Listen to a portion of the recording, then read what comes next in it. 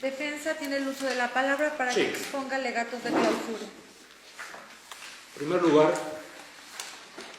quiero comentar y decir que precisamente la reforma constitucional en materia penal de 2008, relacionada con la de 2011, con la de 6 y 10 de junio de 2011, estas reformas penales que cambian nuestra concepción de ver el derecho, eclosiona un nuevo sistema jurídico, constitucional y penal. Debe decirse que en el nuevo sistema penal, precisamente, el Ministerio Público tiene la obligación de realizar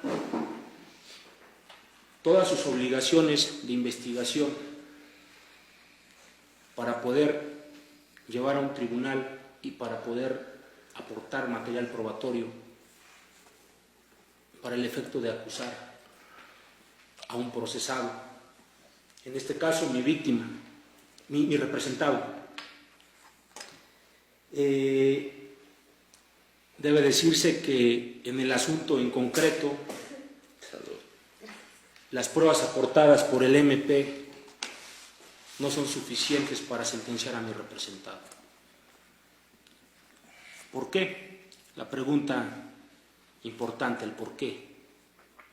El Ministerio Público hace su investigación de acuerdo a los hechos narrados por las víctimas, por el sujeto que presenció, el único sujeto que presenció los hechos que señala y que es el conductor, porque a él no le roban, él presencia. Y precisamente lleva a estos sujetos como víctimas y como testigos a este tribunal, o sea, en su doble aspecto, cuando todos coinciden que los sujetos que estaban dentro del autobús eran entre 40 y 45 personas. Las víctimas refieren lo mismo, los testigos que son las mismas víctimas, el chofer, los policías. Partiendo de este hecho, las pruebas aportadas no son suficientes. En primer lugar, porque los sujetos que señala como testigos para acreditar los objetos robados son las mismas víctimas. Dos de ellas que dicen haber recibido un celular, dicen que fue regalado. La prueba idónea para acreditar eso era la testimonial del sujeto que le obsequió el celular, por lo que pues, no está acreditada la preexistencia de los objetos robados, ni mucho menos del dinero. Ahora bien, yéndonos y visualizando cómo ocurrieron los hechos, hay muchas inconsistencias. En primer lugar, de los sujetos que estaban en el interior del vehículo, que son víctimas y que fueron testigos en este tribunal. Los sujetos dicen que son víctimas, 3 individuos suben al vehículo, las víctimas y testigos dicen, que son los mismos, dicen que son unas personas vestidas, uno con chamarra de piel, el otro de sudadera naranja y el de la sudadera blanca. Hablan de entre 40 y 45 sujetos dentro del autobús. Ninguno de ellos observa los rostros, solo habla de ropa. Una testigo dice que mi representado es de piel rústica y cuando se le dice qué entiende por piel rústica, dice ni moreno ni güero, mi representado tiene un tono mulato. De igual forma, el chofer, como testigo, dice no ver a los sujetos, no los observa el rostro en ningún momento, ni siquiera la ropa. Del único que puede observar es la persona de piel que le pone la pistola, que no es la persona que estoy representando. Todos son coincidentes en que nunca bajan del vehículo después del hecho delictivo. Todos son coincidentes que nunca le señalan a los policías que ese era el sujeto que les había robado minutos antes en el lugar donde detuvieron a mi representado. Son coincidentes. Por otro lado, tenemos a los policías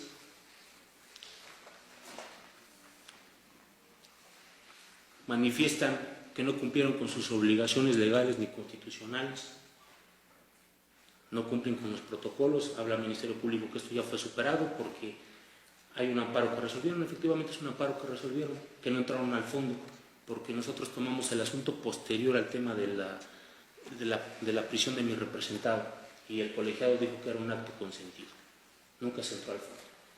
Pero es tema importante analizarlo, porque de ello depende la libertad de mi representado, de los hechos cómo ocurrieron. Y precisamente los policías dicen, nosotros llegamos, hacemos alto al vehículo, el policía que va manejando es igual claro, se adelanta al autobús, se para, le marcan el alto, se detienen. La persona que detiene a mi representado venía de copiloto, baja. En su primer momento tiene como obstáculo el autobús de frente, porque él era el copiloto. Baja, observa.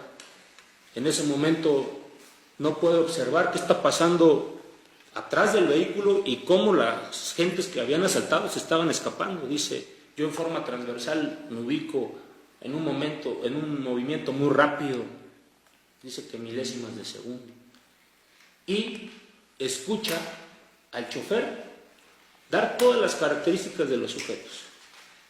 Para escuchar hay que esperar un tiempo, mientras los sujetos se van. Los 3 sujetos que habían asaltado se van. Eso a una hora oscura, 7:55, 8 de la noche. En noviembre, 2 de septiembre. La oscuridad está dada. Los mismos testigos dicen no hay lámparas alrededor, son coincidentes. Sin embargo, el policía dice, mientras le dan las señales, le dan los datos, él lo sigue. Los testigos y víctimas dentro del autobús, dicen los policías, nunca corren tras él a pie. El policía sube al carro, da la vuelta. El policía dice, yo corro, lo alcanzo. El otro policía dice, yo doy la vuelta. Mientras observaba por el retrovisor, doy la vuelta. Los pierden de vista. También son coincidentes los policías. Llegamos al lugar, mi compañero ya lo había detenido, habían un grupo de 20 sujetos que lo querían linchar. Por eso no cumplimos con nuestras obligaciones legales ni constitucionales. Es lo que argumenta. Sin que acreditaran que efectivamente había sujetos que los querían linchar. No lo dicen en el interrogatorio, se les pregunta, oigan, ¿hubo alguna manifestación de golpes? No, nada. Y esos sujetos pedían a mi representado para linchar. Y a su vez dicen, hay otros sujetos que dicen ser las personas que estaban dentro del autobús y lo señalan, pero nunca se cercioran si eran los sujetos que estaban dentro. ¿A quién hay que creer? A los sujetos que estaban dentro del autobús, que dicen, nunca vimos a la persona cuando la detienen, o a los policías que nunca se cercioran si eran los sujetos que estaban dentro del autobús y podían haber señalado a mi representante. Los testigos que presenta esta representación social dicen, nunca lo vimos en el lugar de los hechos. Fui a Texolo y ahí lo encontré en la comandancia a este joven, y ahí estaba. pero en el momento de los hechos no lo hace. En este sentido, de igual forma, el apoderado legal de la moral que acreditó su poder dice: a mí me llaman el día de los hechos a las 7 de la noche. A las 7 de la noche todavía no ocurrían los hechos. No sé qué pensar. Yo creo que el Ministerio Público tenía la obligación de acotar todas esas inconsistencias y traer material real, fiel, digno para presentarlo a este tribunal y no traer un material probatorio escaso, que no prueba nada, que deja más dudas, que efectivamente no aporta nada, ni siquiera aporta el Ministerio Público con documentos idóneos, prueba idónea, la identidad la preexistencia de los objetos robados y la existencia de los mismos, del dinero, no lo acredita. Y para eso quiero comentar algo respecto a la moral. Precisamente cuando se desahoga la testimonial del apoderado, reconoce su poder y reconoce la factura del vehículo. Y ahí en su declaración dice que la única forma de acreditar las ventas del servicio público es a través de los boletos. El Ministerio Público no trajo a este juicio los boletos que acreditaran que la moral tuvo un detrimento patrimonial. No lo hizo. Y precisamente cuando observo la factura que acredita la propiedad del vehículo, observo que al reverso existe un endoso y dice: endoso en los presentes derechos. Ahí, con ese documento, yo no estoy acreditando la propiedad el MP no acredita la propiedad del vehículo. ¿Por qué? Por la simple razón: la cesión de derechos únicamente se da en los títulos y operaciones de crédito. La Ley General de Títulos y Operaciones de Crédito dice que se pueden ceder los derechos de los títulos y únicamente de los títulos de crédito a través del endoso. Endoso en blanco, endoso en procuración o endoso en propiedad. Que habitualmente la gente realice esto, la Corte ha determinado precisamente y ha dicho: un endoso no crea ese acto jurídico, el que crea y transfiere derechos y obligaciones, que estoy hablando de una compraventa. La Corte ha dicho: para el efecto de que se determine que se realizó un contrato de compraventa, deben de existir los elementos del contrato de compraventa, los elementos existenciales y de validez. En el documento que nos da no acredita nada. No existen los elementos, no existe la voluntad, no existe un precio cierto, el bien, objeto. Por lo tanto, es inexistente el acto jurídico. La Corte ha determinado precisamente que en esos temas, para acreditarse, deben de estipularse y acreditarse los elementos del acto jurídico, que es el que crea y transfiere derechos y obligaciones, un contrato de compraventa. No lo hacen así.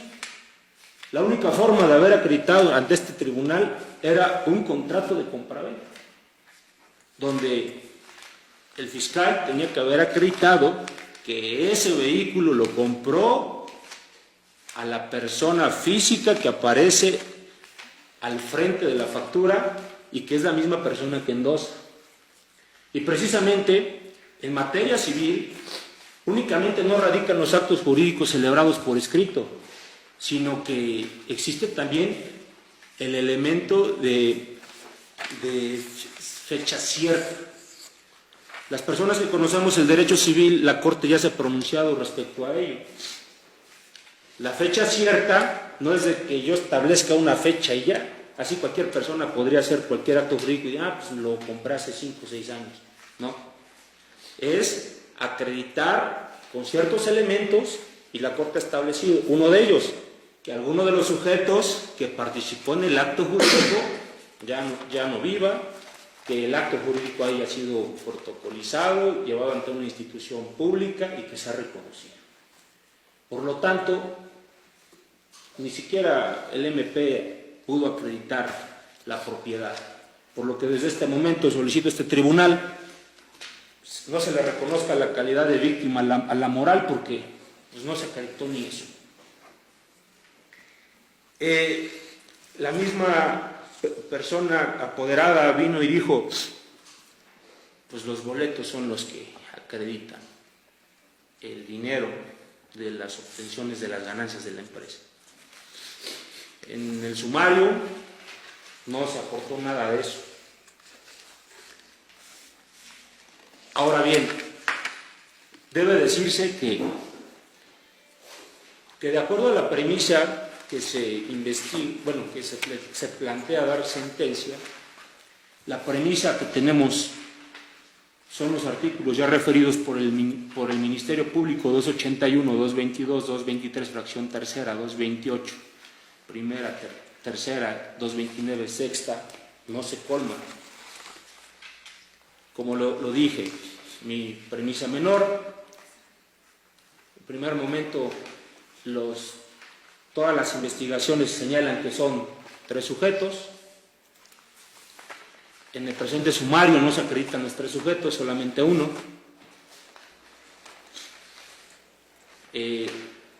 Las víctimas y testigos, ya los comentamos. La señora Evelia Ramírez Reyes le roban un celular, es la premisa menor, 500 pesos. La señora Cristina, un LG y 2.500 pesos. La menor, 2.000 pesos, no se acreditó tampoco. La moral, 1.900 pesos.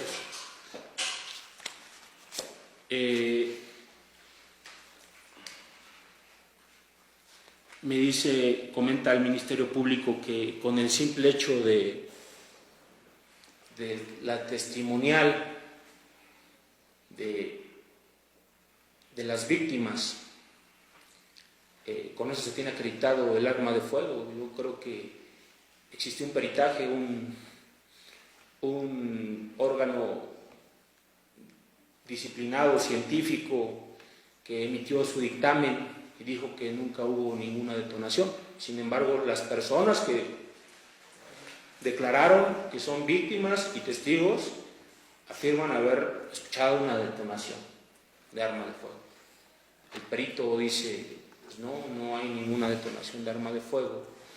Es una prueba que aportó el Ministerio Público, que es una prueba científica, no es un dicho, es algo científico que debe de valorar este tribunal.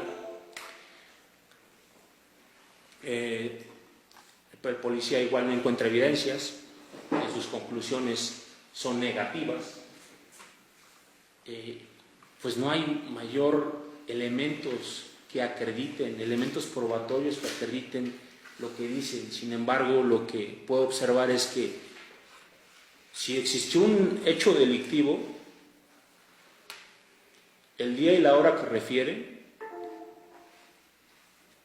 por negligencia del Ministerio Público y por la incapacidad de los policías, las personas que hayan cometido ese delito se sustrajeron de la justicia y no van a ser condenados. ¿Por qué? Porque precisamente el policía le echa la culpa al Ministerio Público y le dice: Ministerio Público me ordenó no realizar mi obligación policial. Ministerio Público fue el causante de que todos los datos y evidencias no se pudieran recolectar y poderlos traer a este tribunal para emitir una sentencia con elementos científicos. Y Ministerio Público únicamente se direccionó a llevar este asunto hasta este momento sin tener más aportaciones, a pesar de que existen contradicciones. Ministerio Público debió de haber analizado cada una de las declaraciones, tanto del chofer, los testigos, las víctimas, los policías, y haber erradicado todas las contradicciones que se dieron durante la secuela y el desahogo de las pruebas, porque no son coincidentes sus testigos.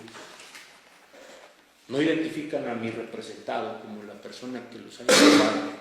Señalan a un sujeto con una sudadera naranja, y la única persona que dice que sí le vio el rostro no pudo describirlo, a pesar de que lo tuvo acá. Todas dicen que lo vieron, pero a partir de que lo ven en la comandancia y después posteriormente acá, pues eso es razonable.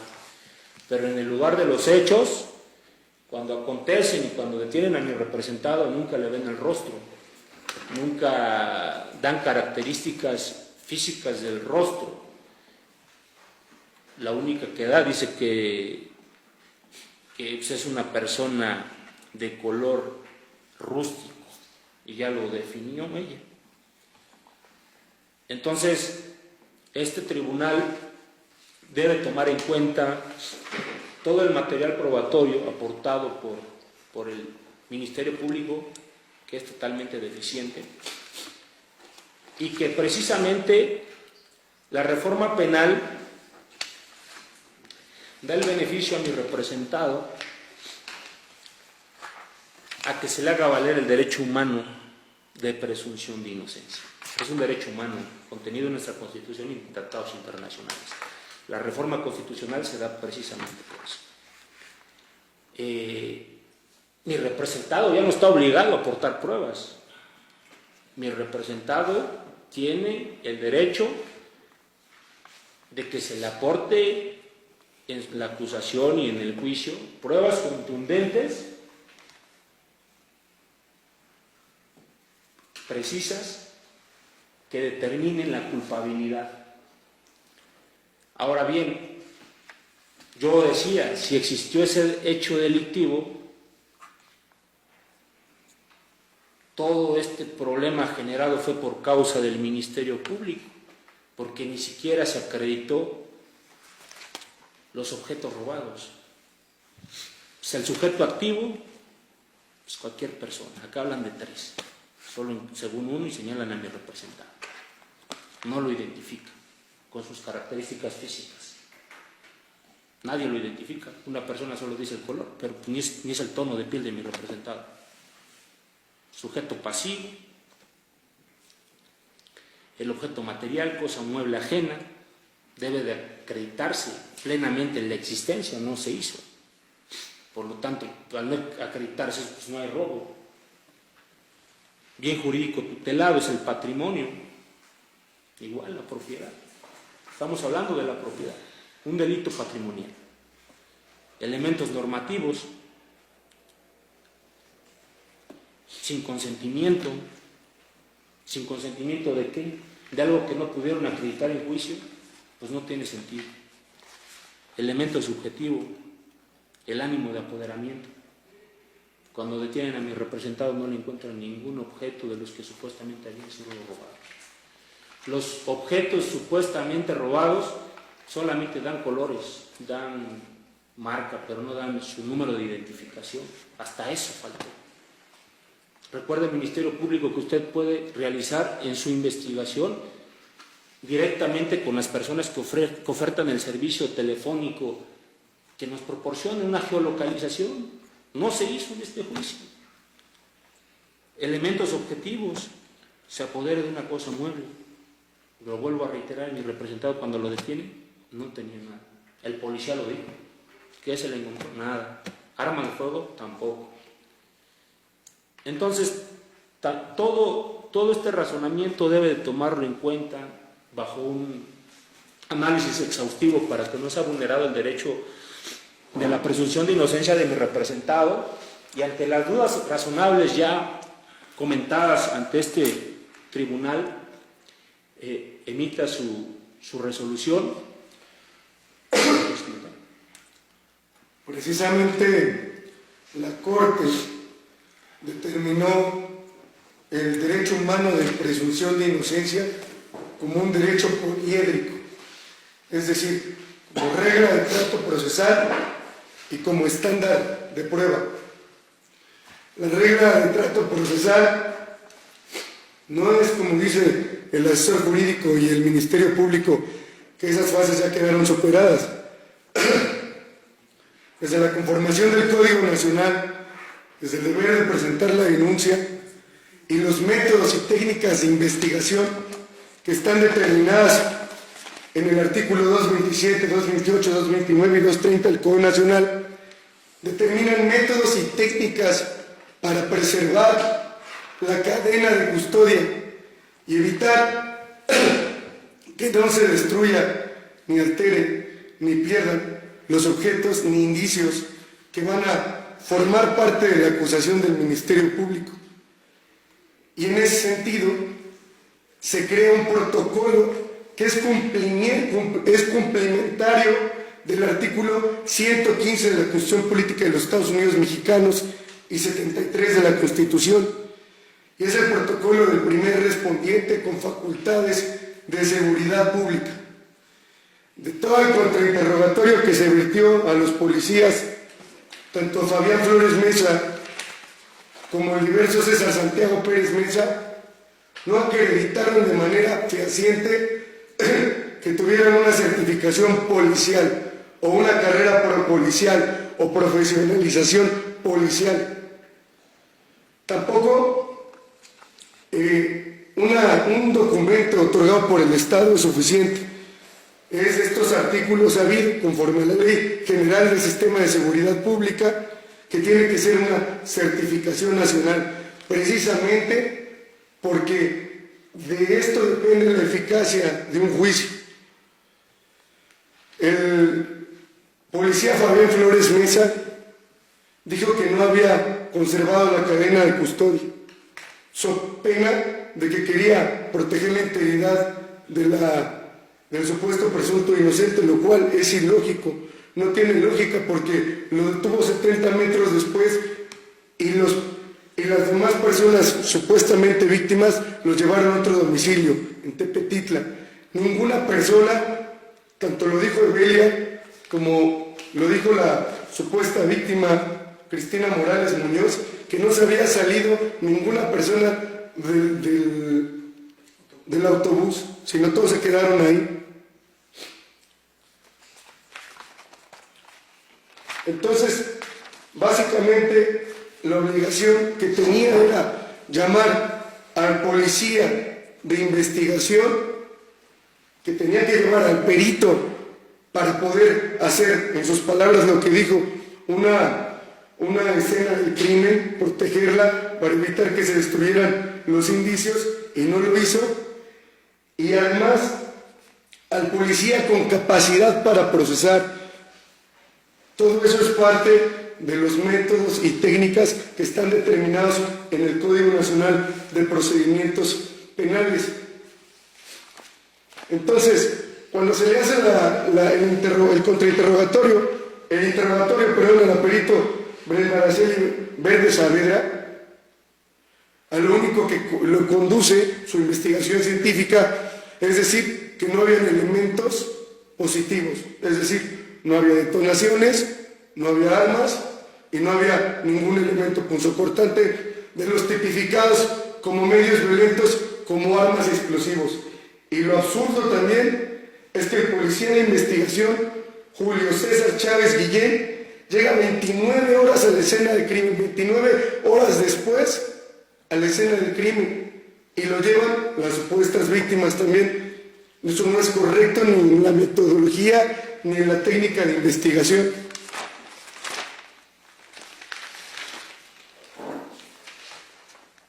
Ahora, en cuanto hace a Evelia Ramírez Pérez, creo que este tribunal de enjuiciamiento, con respeto en esta etapa de juicio oral, se debe hacer un análisis hermenéutico del tipo penal con los diversos medios de prueba, valorarlos de forma lógica, y para que pueda prosperar el tipo penal de robo debe haber un apoderamiento de algo, un bien mueble, en este caso bienes muebles los cuales no pudieron acreditarse.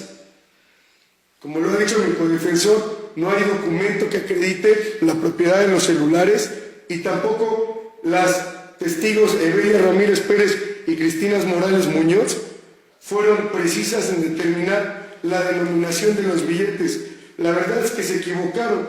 Una inclusive llegó a decir una denominación de billetes que es imposible tener, porque dijo que eran 7 billetes de denominaciones de 500, de 100 y de 50.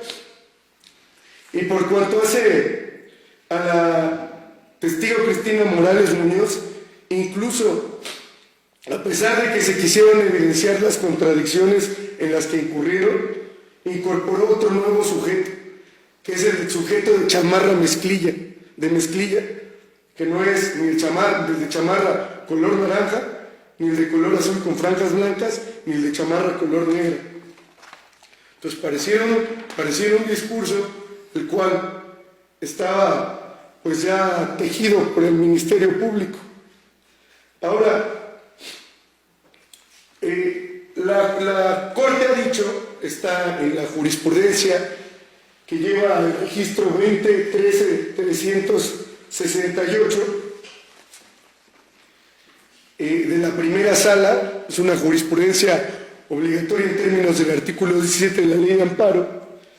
Dice: presunción de inocencia y duda razonable, forma en la que debe valorarse el material probatorio para satisfacer el estándar de prueba para condenar cuando coexisten pruebas de cargo y de descargo. Técnicamente, el Ministerio Público, en términos del artículo 130 del Código Nacional de Procedimientos Penales, le incumbe el deber de la carga de la prueba. Entonces, todo lo que diga está obligado a probarlo, absolutamente todo lo que diga.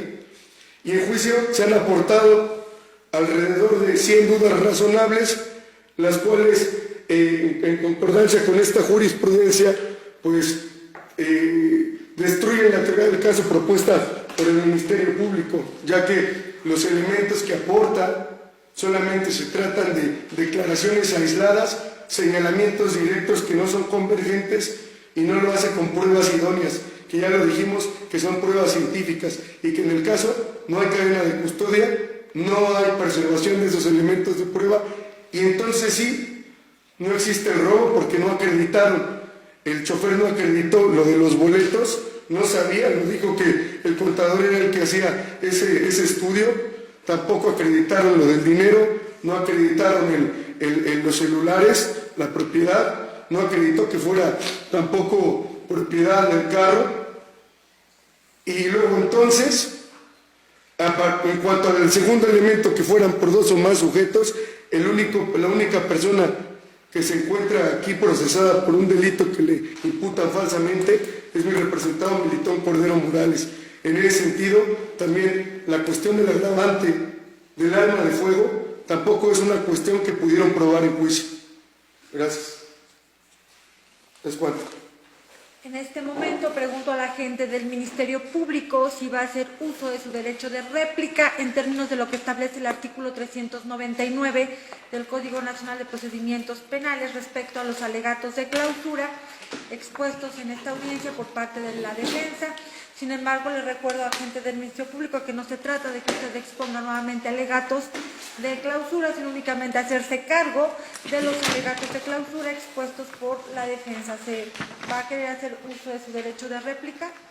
Así es, si usted me lo permite. Gracias. Tiene uso la palabra.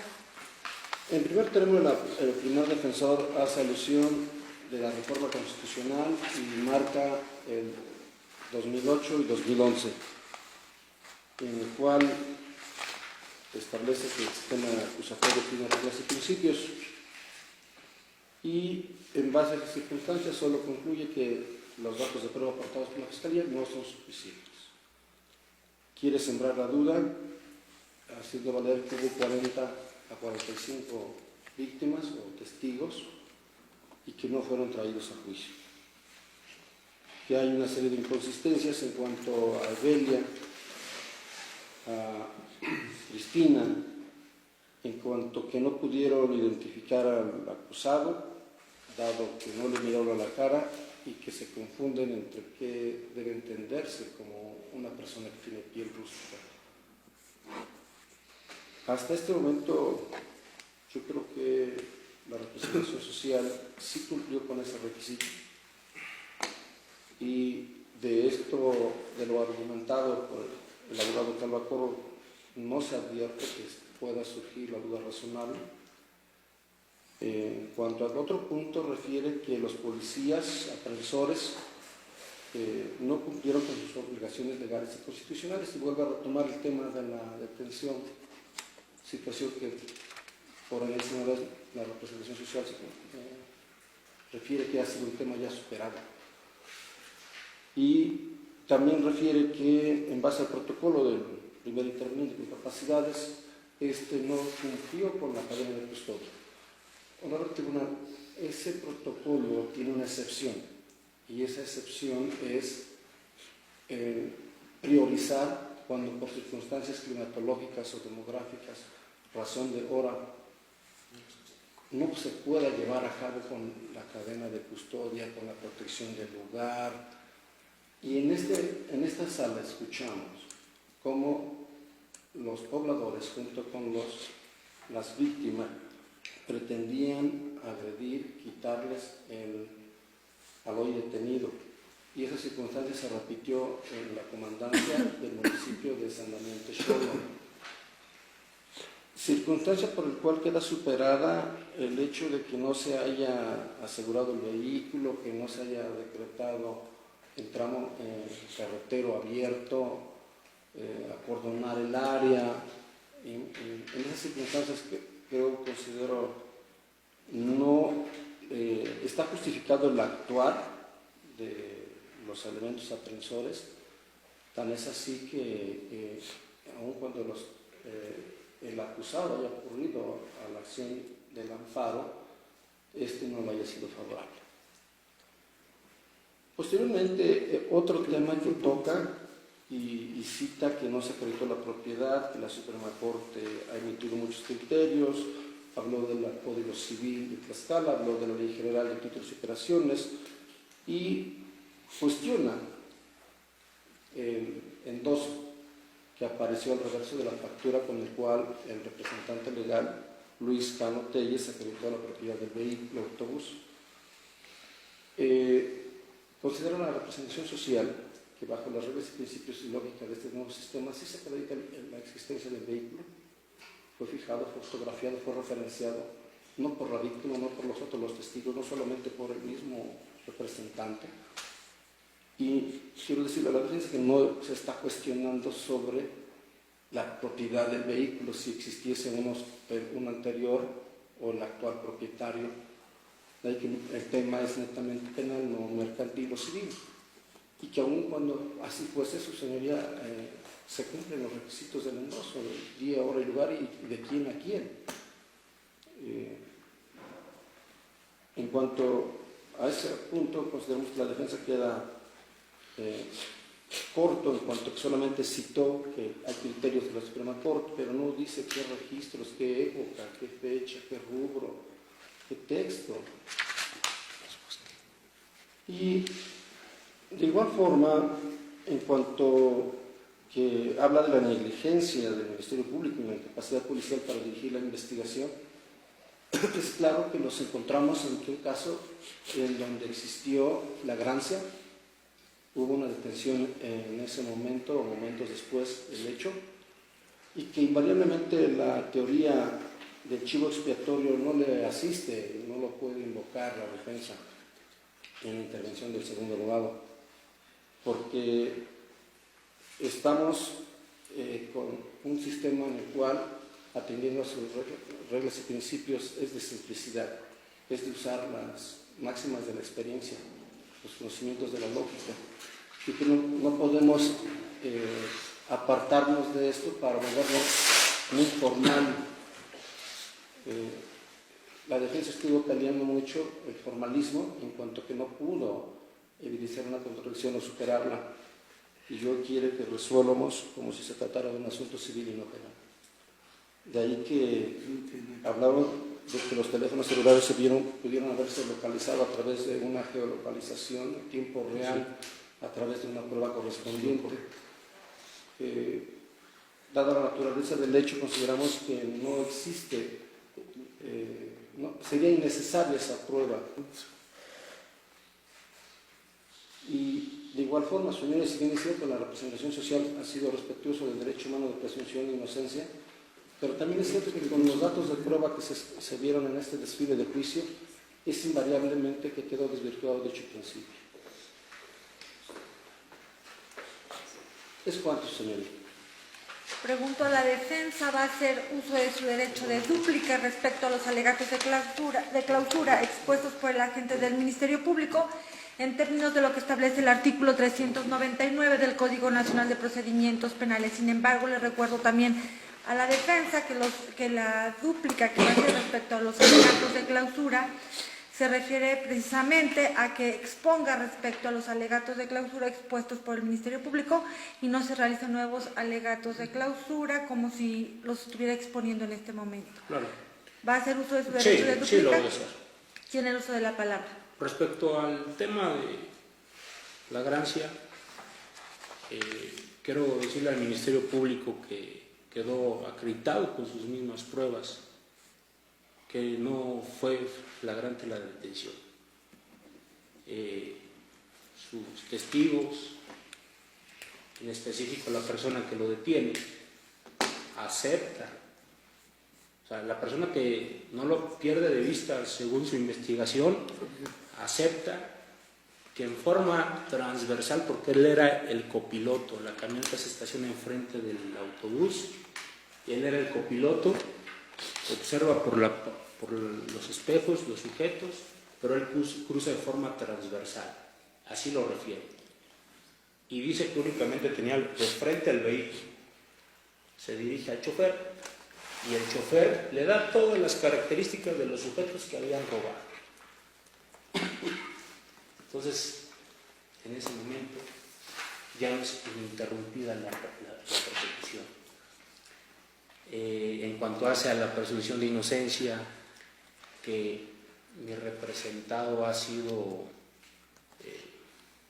acogido bajo este principio por parte de la representación social, es mentira, porque también hace referencia y vuelve a retomar el amparo y el protocolo que ya fue superado. En la audiencia de control yo no representé al señor Melitón, lo representó otro abogado.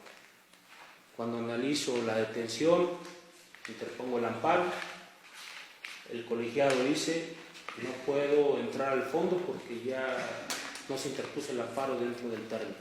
Es un acto consentido. No se pronuncia, porque no puede, porque está impedido legalmente para conocer un acto consentido, mas no se pronuncia y dice, efectivamente se cumplieron con las obligaciones o no de las autoridades. El colegiado no dice eso, dice no puedo entrar y recae una causal de sobreseimiento. Entonces, desde que mi representado fue detenido por el hecho de que existió un arma de fuego sin haberse acreditado desde el primer momento, vulnera ese derecho de presunción de inocencia. Ya no estamos, como usted lo decía, el nuevo sistema, que es ágil de acuerdo a la experiencia. No, eso es mentira, son principios científicos que deben de acreditar y quitar el antiguo paradigma. Tenemos que quitarnos esa idea. Parece que seguimos tejidos bajo ese antiguo sistema y lo queremos aplicar y meterlo en algo imposible bajo los lineamientos científicos que los jueces tomarán para sentenciar y para emitir sentencia. Entonces, desde el primer momento, usted, Ministerio Público, bajo esa protección al derecho humano de presunción de inocencia, usted ya tenía en el primer momento el dictamen científico de que no existió arma de fuego. Desde ese momento usted se debió de haber desistido de la prisión preventiva. Sin embargo, mi representado Estuvo y tiene casi 1 año, 3 meses en prisión, sin que en este momento se haya acreditado la existencia del arma. Y le destruyeron su vida, en sus antecedentes y en la apertura a juicio, cuántos dependientes económicos tiene. Y es responsable el Estado, a través del Ministerio Público que le hizo esta acusación a mi representado, de todos los daños causados. ¿Es cuánto es? Finalmente, concedo la palabra al señor Melitón para que manifieste si tiene algo que expresar. Le voy a pedir, señor Melitón, que previo a que me conteste, consúltelo con sus defensores.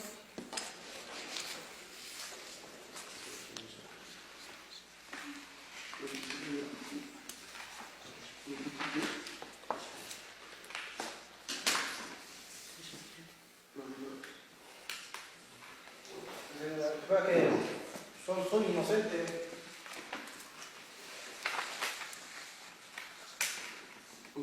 No, nada más. ¿Es todo lo que tiene que manifestar, señor Melitón? Sí. Una vez que se han desahogado las pruebas, que se han escuchado los alegatos de clausura, que se le concedió la oportunidad al hoy acusado para manifestarse, se declara cerrado el debate, por lo que este tribunal de enjuiciamiento se retira a deliberar en forma privada, aislada y continua. Por lo tanto, se va a decretar un receso para que se emita el fallo correspondiente.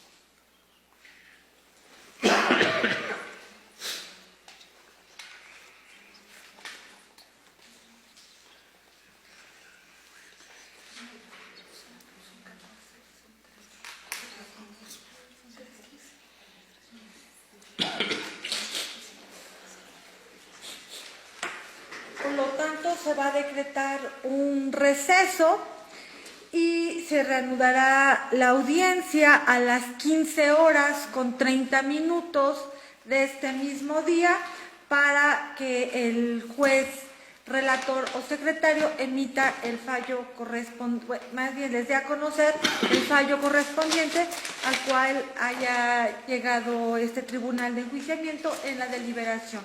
Por lo tanto, inicia el receso.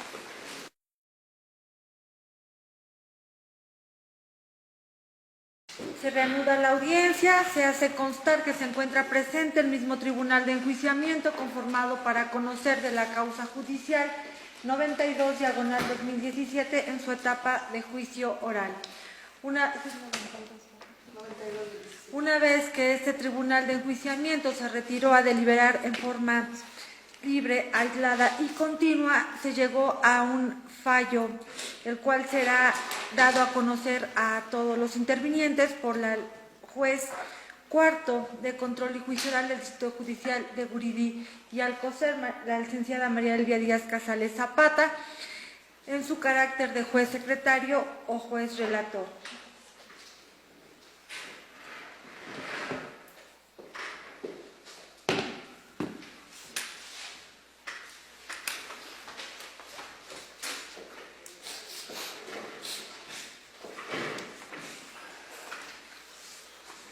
Gracias, jueza presidente.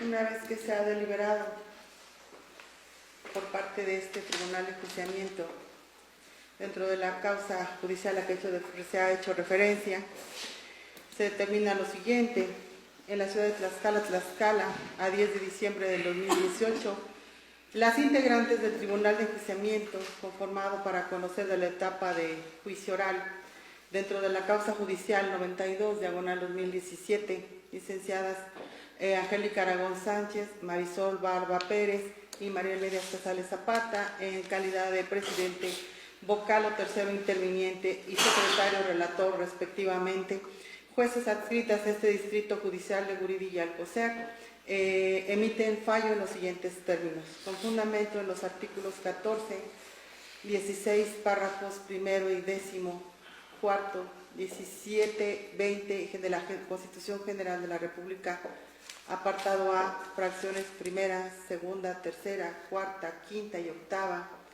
apartado B, fracción quinta de la Constitución Política de los Estados Unidos Mexicanos, 259, 265, 400, 401, 402 y 406 del Código Nacional de Procedimientos Penales, toda vez que tuvo verificativo la audiencia pública oral dentro de la causa judicial 92/2017, audiencia en la que las partes formularon sus alegatos de apertura, se desahogaron las pruebas admitidas en el auto de apertura a juicio oral y una vez que fueron formulados sus alegatos de clausura, se declaró cerrado el debate y previa deliberación por parte de este Tribunal de Enjuiciamiento, con fundamento en el artículo 401 del Código Nacional de Procedimientos Penales, por unanimidad de votos de sus integrantes,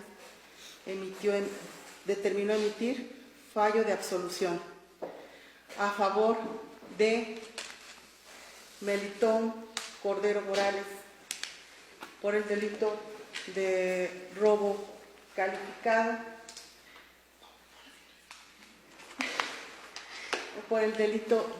calificado, que se dijo en victimización de Cristina Morales Muñoz, Evelia Ramírez Pérez, de la menor de identidad reservada LCM, así como de la persona moral Autobuses Tepetitla S.A.D.C.B., representada por Luis Cano Telles.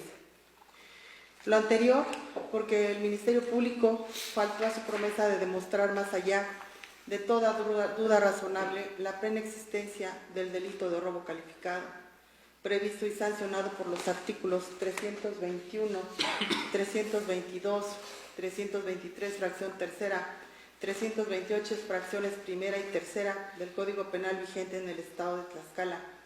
Consecuencia necesaria de lo anterior, la plena culpabilidad del acusado, pues, atento a lo que establece el tipo penal del robo calificado, no quedaron mostrados los elementos subjetivos, objetivos y normativos que la descripción típica exige para tener por comprobado este delito, dada la insuficiencia probatoria por parte del agente del Ministerio Público y por ende la plena culpabilidad del acusado. Tomando en consideración el principio de presunción de inocencia como regla de la valoración de la prueba, permite establecer este Tribunal de Enjuiciamiento que la duda razonable que ha considerado este tribunal le favorece al hoy acusado, por mandato expreso de la ley aplicable y en estricto acatamiento a que le asisten los derechos fundamentales de las partes, que establece que en cada caso de duda se debe absolver. Este Tribunal de Enjuiciamiento reitera el fallo de absolución, tomando en consideración que en este Tribunal de Enjuiciamiento existió esa duda razonable para poder determinar o condenar al hoy sentenciado, al hoy acusado.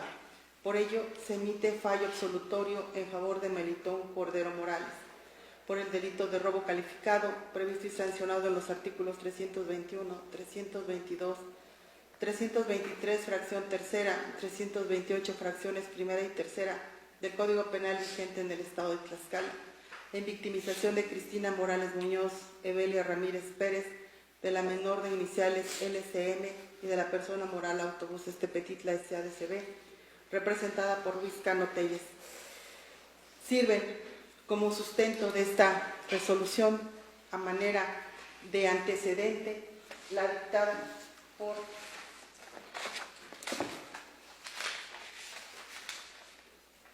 el juez segundo de distrito en el Estado de Tlaxcala, dentro del amparo número 300, diagonal 2018-J, radicado ante ese juzgado, en la cual emite una resolución por identidad jurídica que sirve como antecedente a esta resolución, de fecha 17 de agosto del 2018, así como también sirve de antecedente la resolución dictada por la Sala Penal del Tribunal Superior de Justicia del Estado de Tlaxcala en la ejecutoria de fecha 22 de marzo del 2018, dentro de los autos de la causa penal número 9, diagonal 2018, de esa fecha que he referido 22 de marzo de ese año. Razón por la cual, en términos de lo establecido en el artículo 401 del Código Nacional de Procedimientos Penales, que establece que en caso de absolución el Tribunal de Enjuiciamiento, además de establecer la fecha en la cual debe ser explicada la sentencia, en forma inmediata ha dispuesto ese tribunal levantar las medidas cautelares que se hubieran decretado en contra del imputado y se ordena, se tome nota de ese levantamiento en todo índice o registro público y policial en el que figure, así como su inmediata libertad, sin que pueda mantenerse dichas medidas para la realización de trámites administrativos. También en el presente caso no opera la cancelación de garantías de comparecencia o la reparación del daño otorgado, ya que del auto de apertura juicial no se advierte tal circunstancia. Una vez emitido el fallo correspondiente, cedo nuevamente la palabra a la juez presidenta.